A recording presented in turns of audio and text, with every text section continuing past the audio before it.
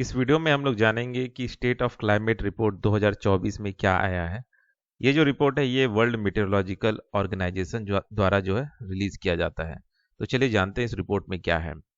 The World Meteorological Organization State of Climate report 2024 update once again issue a red alert at the sheer pace of climate change in a single generation, turbo changed by ever increasing greenhouse gas level in the atmosphere। ठीक है, मतलब इसमें ये कहा जा रहा है कि एक तरह से फिर से जो ये रिपोर्ट है ये बता रहा है कि जो क्लाइमेट चेंज है वहां पे रेड अलर्ट इन्होंने इशू किया है। जिस तरीके से ग्रीन हाउस गैस का जो लेवल है एटमॉस्फेयर में बढ़ रहा है उसको देखते हुए। अब जानते हैं इसमें और क्या क्या चीज है इस रिपोर्ट में। Temperature and green house gases, इसको लेके क्या बात कहा है इस रिपोर्ट में। 2024 is on track to be the warmest year with global temperature 1.5 degree 1.54 degree Celsius above pre industrial level. ठीक है, तो जो प्री इंडस्ट्रियल लेवल से ऊपर है जो ग्लोबल टेम्परेचर जो है एवरेज टेम्परेचर आप देख सकते हैं। ठीक है, 1.54 ग्लोबल टेम्परेचर। ठीक है, ग्रीन हाउस गैस लेवल जो है आपका जैसे कार्बन डाइऑक्साइड मीथेन, ठीक है, वो हाई हाई रिकॉर्ड हिट किया है 2023 के कंपेयर में। ठीक है, और वो अभी भी कंटिन्यू राइज हो रहा है 2024 में। ठीक है, 2023 में तो वो हाई रिकॉर्ड हिट किया था लेकिन 2024 में भी वो कंटिन्यू राइज हो रहा है।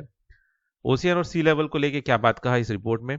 Ocean heat content ocean heat content reached a record level in 2023 above 3.1 million of heat. ठीक है, मतलब जो है आपका जो हीट है, जो ओशियन का जो हीट है वो कम से कम मतलब ये बढ़ गया है आपका 3.1 million TWH of heat. TWH का मतलब होता है टेरा वॉट हावर। ठीक है, टेरा वॉट हावर होता है। ठीक, तो इतना लगभग 3.1 million terawatt hour of heat जो है लगभग पहुंच गया है, एब्जॉर्व कर लेता है। मतलब ओशियन जो है हीट जो सन से आता है उसको एब्जॉर्व करके रखा रहता है। ग्लोबल सी लेवल जो है राइज हुआ है 4.7 मिलीमीटर पर ईयर। ठीक है, जो कि 2014 और 2023 में था, है ना, जो कि डबल रेट से हो रहा है। जो कि जो आपका 1993 में से लेकर 2002 तक जिस रेट से क्या बोलते हैं ग्लोबल सी लेवल राइज हो रहा था उससे डबल रेट में हो रहा है अभी के समय में 2014 से लेकर 2023 के रेट में इस स्पीड से हो रहा है। ठीक है, जो ग्लोबल सी लेवल का राइज है। क्रायोस्फियर, ठीक है, पोलर आइस और ग्लेशियर का क्या हाल है वो जानते हैं। Arctic and Antarctic sea extent in 2024 remain below historical average. ठीक है, मतलब जो वहां पे जो बर्फ जो जमता है, ठीक है, तो जितना भी जमता है वो जितना भी अभी तक एवरेज देखा जितना भी अभी तक एवरेज निकला है, ठीक है, आर्टिक में जो आइस जमता है, अंटार्कटिक में जो आइस जमता है वो अभी भी वो क्या बोलते हैं 2024 में बिलो एवरेज था। ठीक है, glaciers lost as unprecedented volume of ice equivalent to 5 times the water in Dead Sea in 2023। मतलब क्या बोलते हैं जो डेड सी में जितना पानी है ना 2023 में उतना इक्विवेलेंट का आइस जो है लगभग पिघल गया है। ठीक है, उससे 5 गुना, है ना, उससे 5 गुना जो बराबर का जो वाटर है। ठीक है, मतलब डेड सी में 2023 में जितना वाटर था उससे 5 गुना ज्यादा जो आइस है वो लॉस हो गया है। ठीक है, पिघल गया है। Precipitation and water resources, 2023 was the driest year, सबसे सूखा साल था 2023 ओवर द 30 ईयर के पीरियड में देखा गया तो। ठीक है, एक्सट्रीम प्रेसिपिटेशन इवेंट्स कॉज्ड, मतलब बहुत ज्यादा क्या बोलते हैं पानी वानी गिर रहा है जिससे आपका फ्लड आ रहा है। ठीक है, लेकिन जो ओवरऑल वाटर अवेलेबिलिटी है वो कम हो रहा है, वो डिक्लाइन हो रहा है। एक्सट्रीम वेदर इवेंट्स हो रहे हैं जैसे कि वही फ्लड आ रहे हैं, हीट वेव्स आ रहे हैं, सूखा पड़ रहा है, वाइल्ड फायर्स हो रहे हैं, जंगलों में आग लग रहा है। ठीक है, तो ऐसा आप 2024 में आप देख सकते हैं बहुत हुआ है। ठीक है, with extensive socio economic impact. ठीक है, तो सोशियो इकोनॉमिक इम्पैक्ट भी इसका बहुत हुआ है। Early warning system and climate services, progress made in implementing multi-hazard early warning system with 108 countries adopting them। ठीक है, तो जो multi hazard early warning system जो है जिससे क्या बोलते हैं पहले से ही वार्निंग मिल जाता है कि भाई बाढ़ आएगा, सूखा आएगा, पानी गिरेगा, हीट वेव आएगा, जो भी है ना, तो वो जो चीज़ है वो बहुत सारे देशों में ये अब लगाया जा रहा है, इम्प्लीमेंट किया जा रहा है, प्रोग्रेस हो रहा है, ठीक है। 108 कंट्रीज ने लगभग इन सब ये जो वार्निंग सिस्टम है इसको लगा लिया। तो मतलब ये दिखा रहा है कि कैसे हर जगह पे जो भी इवेंट्स हो रहे हैं, ठीक है, जो भी जैसे फ्लड आना, हीट वेव आना, ये बढ़ रहे हैं, तो उसकी सुरक्षा के लिए लोग जो देश हैं इस तरह के जो अर्ली वार्निंग सिस्टम है उसको लगा रहे हैं। Significant gaps persist especially in vulnerable region like Africa and small island nation, ठीक है। मतलब जैसे अगर आपके जो गरीब देश है अफ्रीका और भी छोटे छोटे जो देश है, ठीक है, उन जगहों में ये नहीं लगा पा रहे हैं, ठीक है, क्योंकि कहीं ना कहीं गरीब है इस वजह से, ठीक है। ये जो अर्ली वार्निंग सिस्टम है ये नहीं लगा पा रहे, वो इंस्टॉल नहीं कर पा रहे, ये चीज कह रहा है। Renewable energy and climate finance, renewable energy capacity increased globally, ठीक। मतलब क्या बोलते हैं, जो भी रिन्यूएबल एनर्जी है वो ग्लोबली बढ़ा है with improvement in wind and solar generation. Climate finance and integrated policies emphasized to adopt to meet adaptation and mitigation target, ठीक है।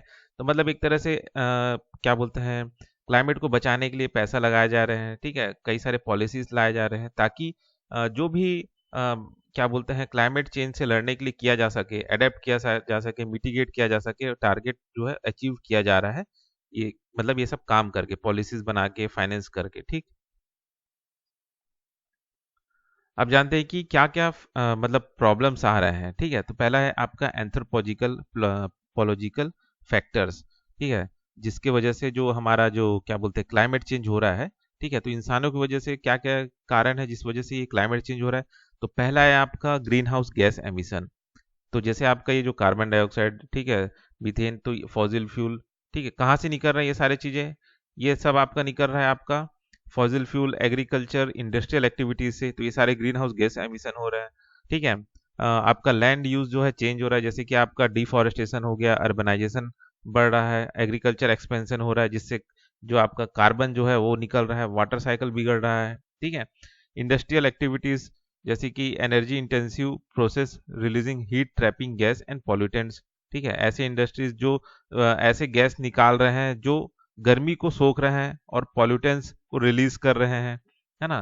Transportation, emission from vehicles and aviation contributing to carbon dioxide and particulate matter level. मतलब जो भी गाड़ी है वहां से आप देख सकते हैं इस तरह के पार्टिकुलेट मैटर निकल रहे हैं, कार्बन डाइऑक्साइड निकल रहा है ना। वेस्ट मैनेजमेंट जैसे मीथेन एमिशन कहाँ से निकल रहा है, अनमैनेज्ड लैंडफिल और इम्प्रॉपर वेस्ट हैंडलिंग करने से मीथेन गैस का जो है एमिशन हो रहा है, ठीक।